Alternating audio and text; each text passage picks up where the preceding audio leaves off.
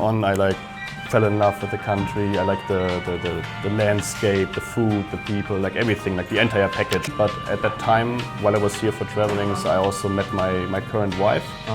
So I had like two reasons to then come back to Vietnam. Yeah. And at that time, I already knew that I also can, or like sometimes I'm just craving for Western food.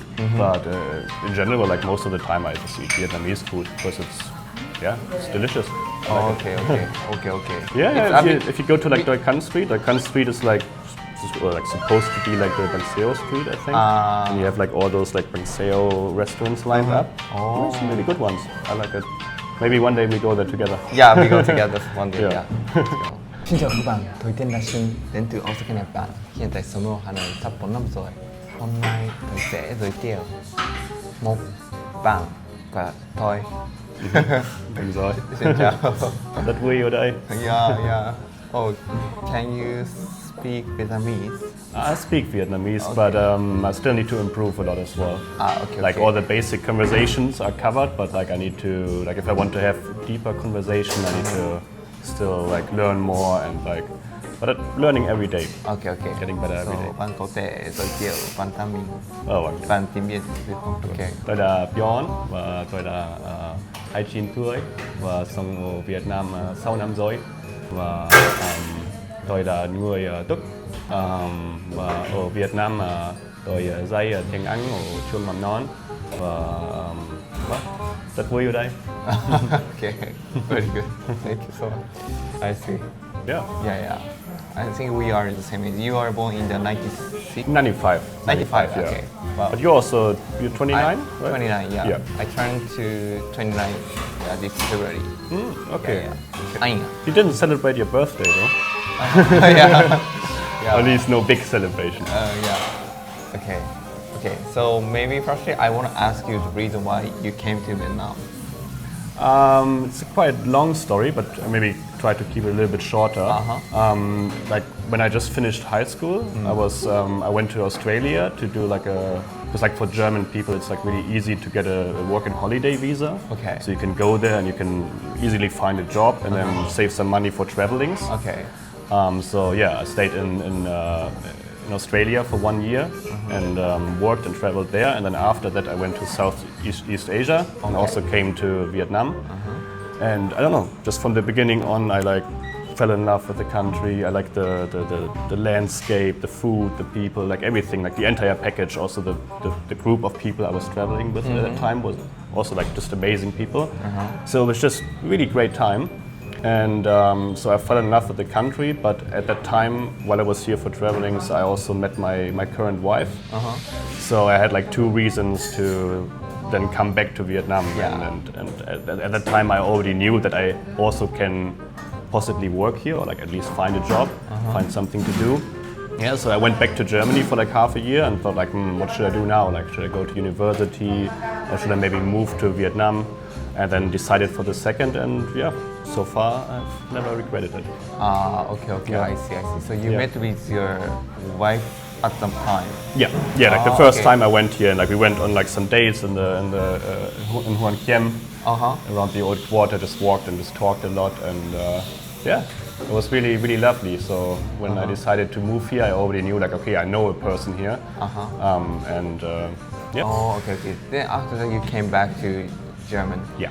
For like half a year, I was in Germany and just did like some Germany. preparations for then moving here. And, I see. So at the because at that time I also haven't seen my family for like 1.5 years, so I'm like a family person. So I was like, okay, I'm gonna spend like some time with them, and then I came here. Okay. Yeah. So you were in the long distance relationship at the time with your ex. At that time we were not in a relationship. We just met each other, but like we already like somehow were attracted to each other. So it was like, yeah. And then I wanted to see her again, so that's why I came to Vietnam. Okay. And then you come back to Vietnam, and then you officially started that relationship, or? Yeah. Then like we probably like let's say dated for a little, or like we just got to know each other better. And then at some point it became like it turned into a relationship, and then at some point we got married as well. Yeah, like 2 years ago. 2 years ago. Yeah. Okay. So then that's the reason you started learning Vietnamese, right? Yeah, that's the reason, because I definitely want to live here. I definitely want to live in Vietnam. So that's like, yeah, just normal that you also need to learn the language then, right? I see. And like currently I also live together with her mother in like the mother's apartment. Really? So yeah, just got plenty of reasons to speak the language. Oh, you live with your mother, her mother too? Yeah. 3 of you? It's the 3 of us, yeah, and like her sister is also sometimes there, but yeah. Okay. Yeah, fair enough. Yeah, I see. So you have been here for 6 years in total, right? Yeah. So then, what is the biggest differences between the Germany and Vietnam?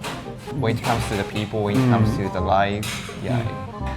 I think there are a lot of differences. There's a lot of similarities as well, but I think the biggest difference is just completely different culture, right? Like the mindset of the people here, the customs, the entire culture, the food, the climate, like everything is really different. And for example, the Germans are like known for like being like really punctual, like you're always gonna be on time. Here in Vietnam, you're gonna be on time, but only when it comes to your job and like for like family gatherings or like meeting friends, you can come a little bit late, no problem. In Germany, you're gonna be, yeah, your friends or whoever are gonna complain about it a lot. So that's like a big difference. But also like, I like the food here much more. Like the food here is more interesting, more fresh.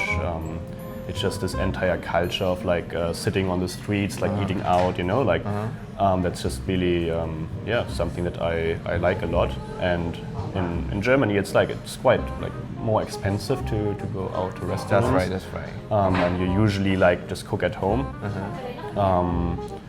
So those are like differences, but also, what I mentioned earlier, like the climate. Like here, just summers are sometimes, for me personally, a little bit too hot.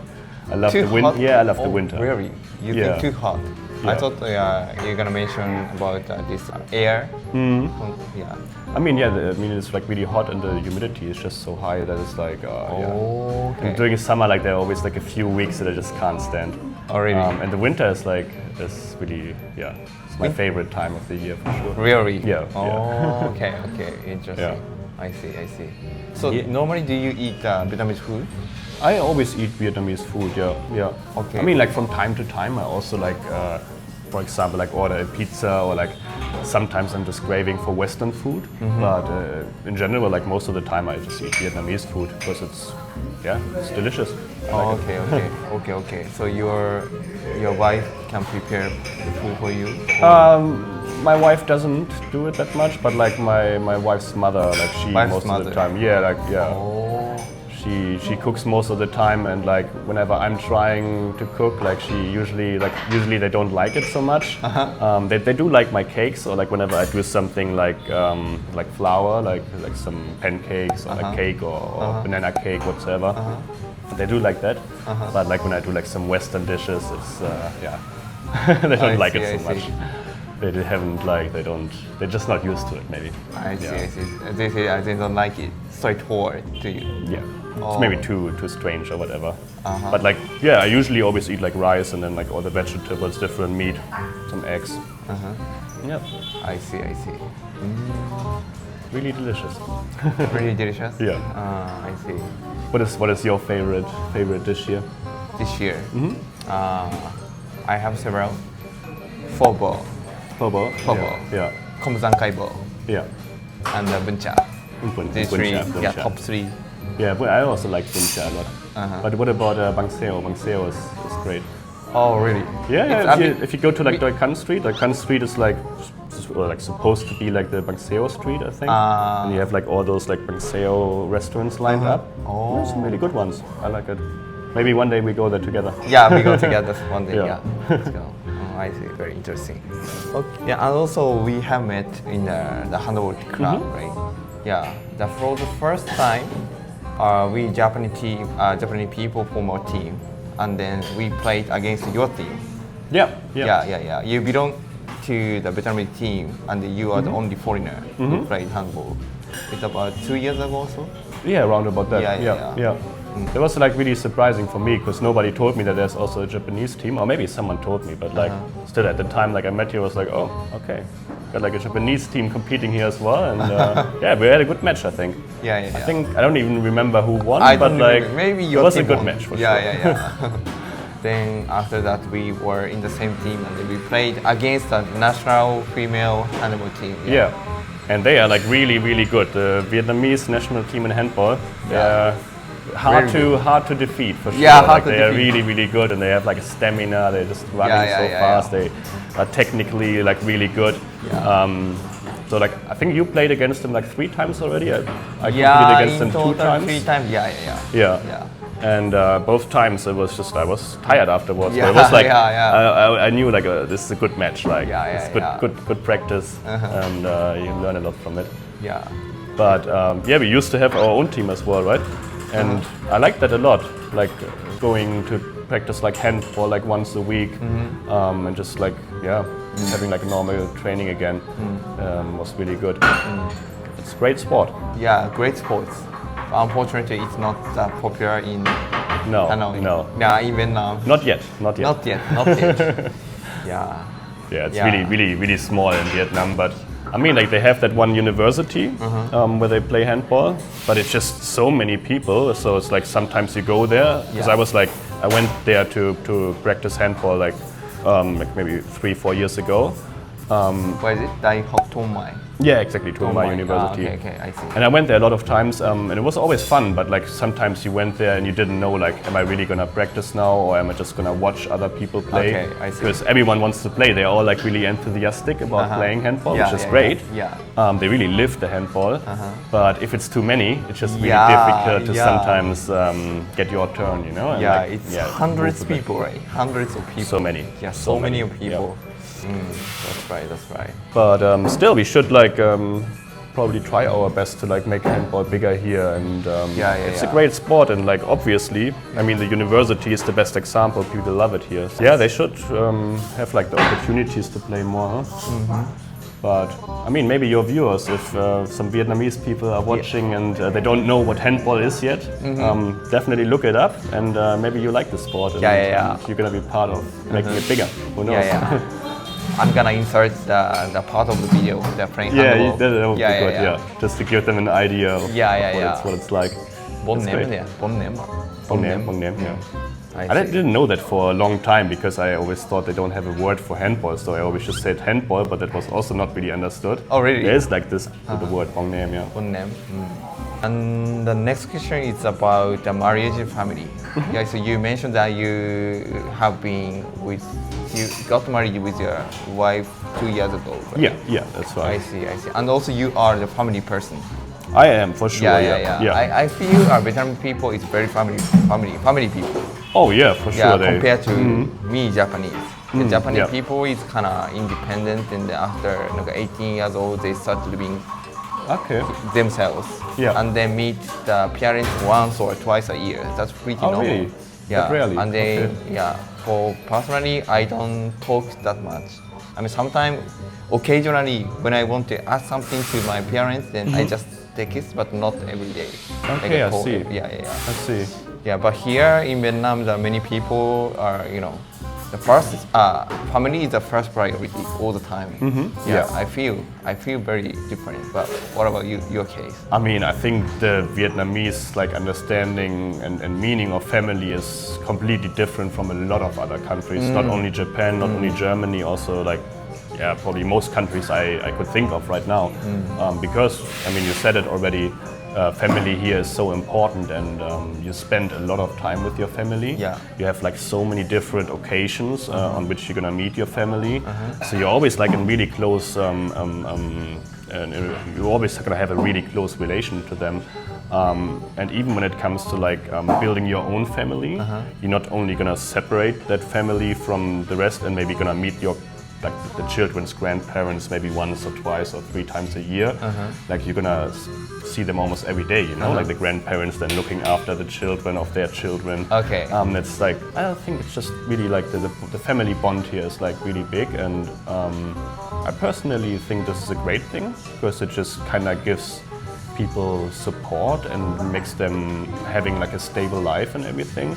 Because also in Germany, it's not really normal that you spend a lot of time with your family. In my family, it's maybe a little bit different. Like we've always been really close, but even in my family, we don't see each other like every week. You know, maybe like we used to live like quite close to each other. So like maybe once every 2 or 3 weeks we see each other. Sometimes maybe more often. But in other families, you also like sometimes same like you said, like maybe 2 times a year, maybe for Christmas. And for a birthday or whatever, but that's it, you know. And sometimes, especially if people are, for example, having like a hard time in life or maybe need some support from people around them, I think it's a great thing to always know the family is there, you know. Right. And maybe the more the family is around you, the more it prevents you from not being able to face the challenges of life, you know, because they always like non-stop give support, and I think that's a good thing. It also has some disadvantages, like everything, but in general, I think it's good to have a strong family bond. That's right. Yeah. I also feel the same. Maybe for Vietnamese people, it's really hard to make a decision to start living abroad. Because family is in Vietnam, and also marriage is also very important for them, right? So they have to think, well, at this age, I want to get married and have children, so I have to come back to Vietnam at this age. But that point, it's a really bit hard for them, I think. That's what I meant with like there are also some disadvantages. Of course, like they're always gonna feel like they can't really like live too independently, because like at some point they maybe need to look after their parents when they turn old, and then if they are not around, they maybe gonna feel a little bit bad for this, and they also have the pressure to, for example, get married early and everything. I have like one of my best Vietnamese friends, and he's like, let me lie, like 24, I think. Like 24, and like he's already having a lot of pressure from his family. Like he's like the only boy in his family. He needs to find a girlfriend first and then get married, you know. And like like sometimes, I mean, it's just a thing that he thinks a lot about, you know, and that like concerns him a lot. And you don't have that in your culture, and me neither, you know. Like I can just, if I want to get married with like 35, 40 or never, it's okay. It's okay. Wow, I see. But you got married when you were 27 years old, is that correct? 27, 27. It's 27, It's generally a little bit earlier. I mean, for German circumstances, I think it's really earlier. Like really earlier. But at that time, I was already like together with my now wife for like 4 or 5 years. Okay. And of course, like the family was also like saying, like mentioning it sometimes, you know, say like, oh, you already know each other for so long. Why are you still not married? And I mean, like, I always said like, okay, like I can take my time. But at some point, I also thought, okay, I definitely, like I know that if I want to get married, I want to marry her. So why not do it now? Oh, okay. You know? So haven't regretted it. I see. Yeah. You made a decision. Exactly. Yeah. I see. And then hopefully children at some point. Yeah. Because even when I was a child, I always wanted to have children as well. So yeah, let's see. Soon maybe. Let's see. Yeah. Let's see. Okay, thank you. So you got married with a Vietnamese wife, and then which means you live here, and then you cannot see your parents, families. Yeah. So when you told you got married, you will get married with a Vietnamese wife, what's the impression of your family? So when I told my family that I will get married here, they were only happy. Like they were like really happy, like having the first out of 3 children to get married. So they were like, oh yeah, that's a great thing. But I think they maybe felt a little bit more sad when I decided to move here. even though they completely respect my decision and they just think like, okay, as long as he's happy with his decisions and he sticks to them, then it's all fine, you know. But of course, they would like to see me a little bit more often. Yeah, and so on. right. They've been here like one month ago. They've just been here. So like all my family, like my parents and both my siblings, they came to Vietnam. Oh, really? Yeah. Wow. And we were like traveling to like Mù Cang Chai and like we spent a lot of time in Hanoi, also with my family here. So it was just really nice to have like both families, like the one from Germany and the one from here, to be like united. And they love each other as well.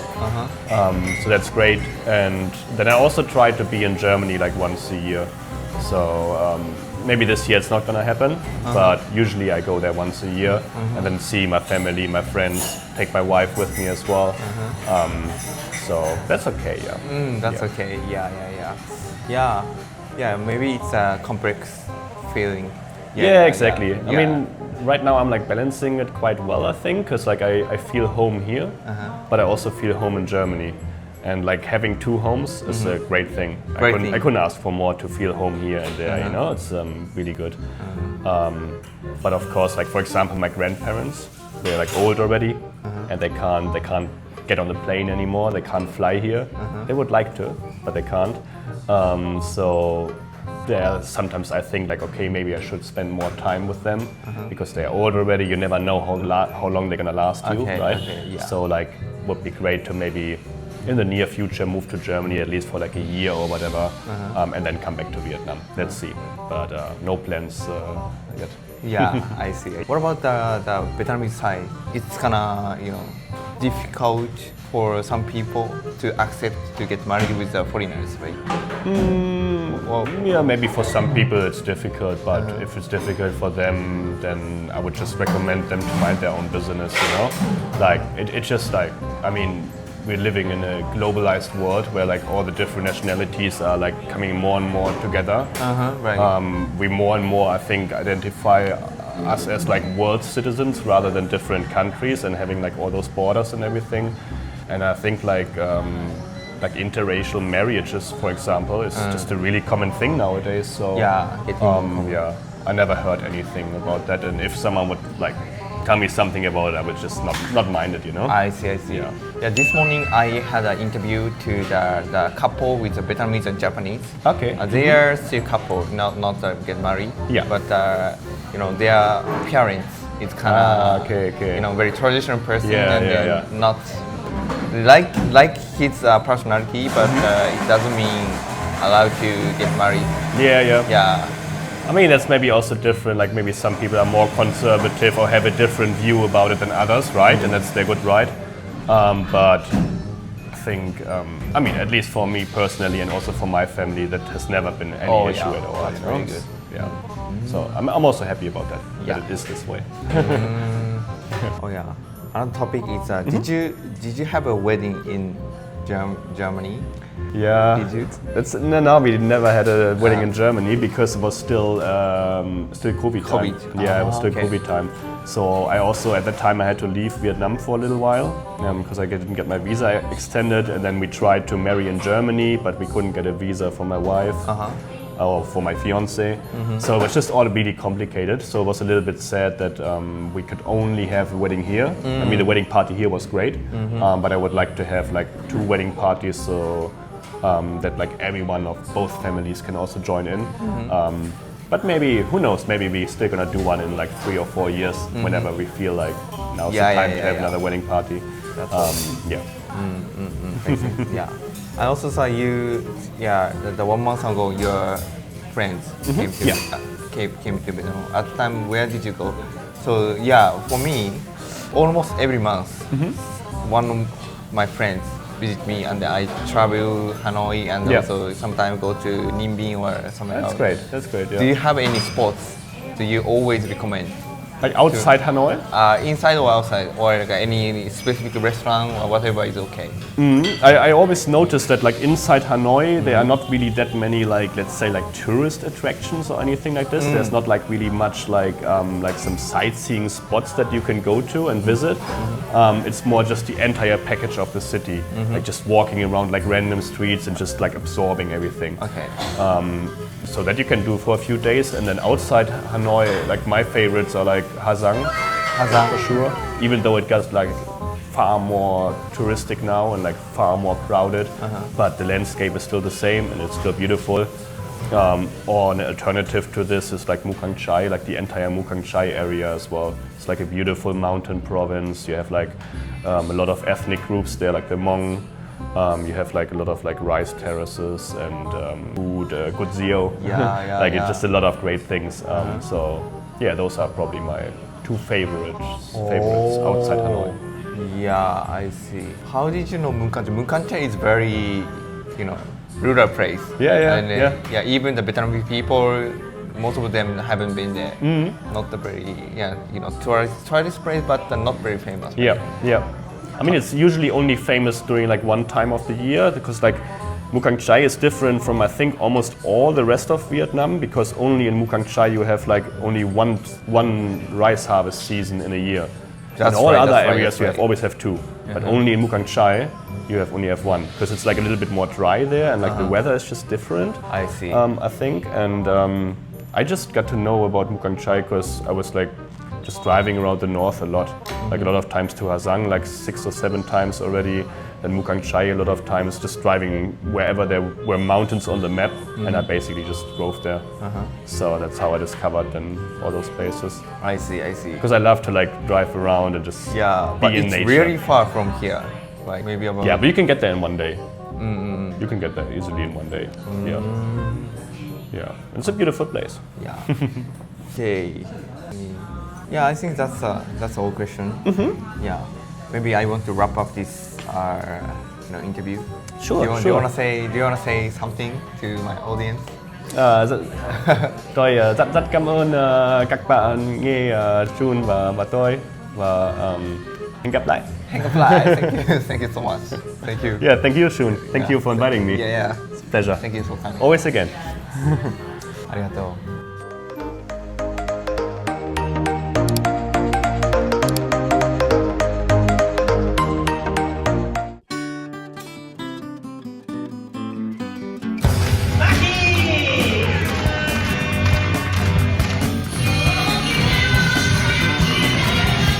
ベトナム人の印象みたいなところを伺いたくて、まずやっぱりエネルギッシュっていうのが第一印象。初めてポンポンを持った時の笑顔がすごい忘れられない、目の輝きがすごくて、